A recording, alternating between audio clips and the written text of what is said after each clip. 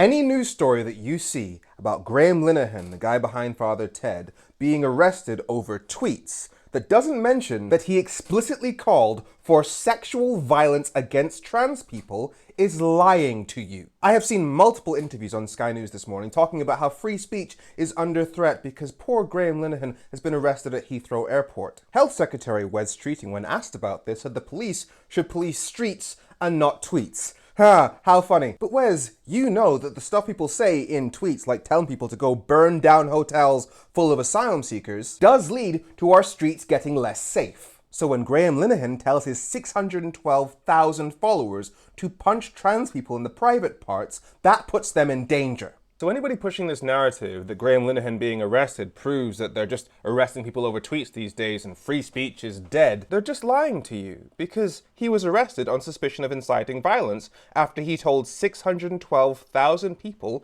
to punch trans people in the private parts. You know what pisses me off the most about this? The Online Safety Act. You know, the new law that basically is the reason why everybody's using VPNs to access certain sites these days. Well, the whole idea of that was keeping children safe, right? But Brianna Jai, the trans girl who was killed by two classmates, she's probably the most high-profile example of a child dying in the UK in connection with online behaviour. Yet despite using the grieving mother of a trans girl who was murdered as a photo op for political gain, Labour is now effectively saying that police should turn a blind eye when celebrities tell people to commit hate crimes against trans women. And just so we are absolutely clear, this headline should have read, Father Ted's Graham Linehan arrested for punch trans tweet, deliberately leaving out the violent nature of what he did and just leaving it as a post on X means you are choosing to push the narrative that anybody who opposes hate crimes is an enemy to free speech. So like I said,